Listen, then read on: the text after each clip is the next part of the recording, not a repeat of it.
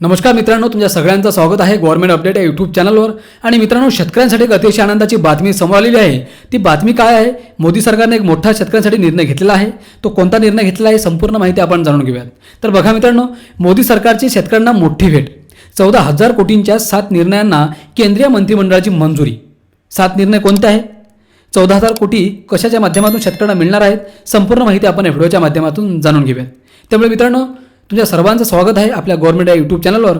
आणि तुम्हाला एक छोटीशी रिक्वेस्ट आहे की तुम्ही अजून पण चॅनलला सबस्क्राईब केलं नसेल तर लवकरात लवकर चॅनलला सबस्क्राईब करून घ्या, कारण असेच महत्त्वपूर्ण व्हिडिओज तुम्हाला रोज या चॅनलच्या माध्यमातून पाहायला मिळणार आहेत। तर चला, ही संपूर्ण माहिती काय आहे आपण या व्हिडिओच्या माध्यमातून जाणून घेऊयात।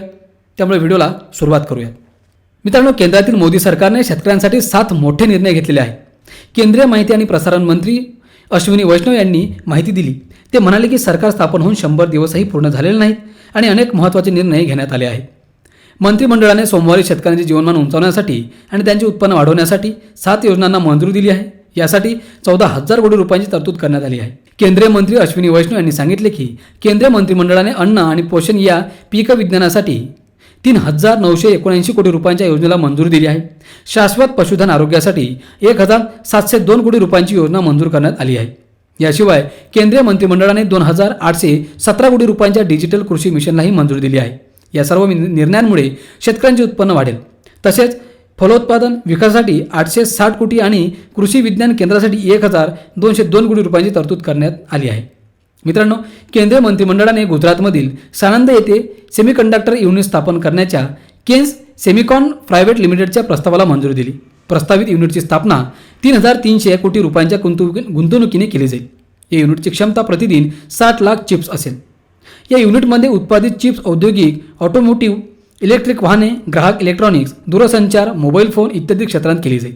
309 किमी लांबीच्या नवीन लाईन प्रकल्पाला मंत्रिमंडळाने मंजुरी दिली। मुंबई आणि इंदूर या 2 प्रमुख व्यावसायिक केंद्रांमध्ये सर्वात कमी रेल्वे इलेक्टिव्हिटी प्रदान करण्यासाठी मंजूर झालेला प्रकल्प मुंबई आणि इंदूरला सर्वात लहान रेल्वे मार्गाने व्यावसायिक केंद्रे जोडण्याबरोबरच महाराष्ट्रात आणि मध्य प्रदेशातील संपर्क नसलेले क्षेत्र देखील जोडले जातील, जे महाराष्ट्रातील 2 जिल्हे आणि मध्य प्रदेशातील 4 जिल्ह्यांमधून जातील। या प्रकल्पाचा एकूण खर्च 18,036 कोटी रुपये असून तो 2028 ते 2029 पर्यंत पूर्ण करण्यात येईल। तर अशा प्रकारे मित्रांनो, मोदी सरकारने अशा प्रकारे शेतकऱ्यांना हे मोठे जे आहेत 7 निर्णय ते घोषणा केलेले आहे। नक्कीच याचा फायदा होईल आणि दोन्ही राज्यातील शेतकऱ्यांना आणि नागरिकांना सुद्धा याचा चांगल्या प्रकारे फायदा होईल अशी आपण अपेक्षा करूयात। मित्रांनो, महत्त्वाचा विषय आजच्या व्हिडिओच्या माध्यमातून मांडण्याचा प्रयत्न केला। अपेक्षा करतो की माहिती तुम्हाला आवडली असेल।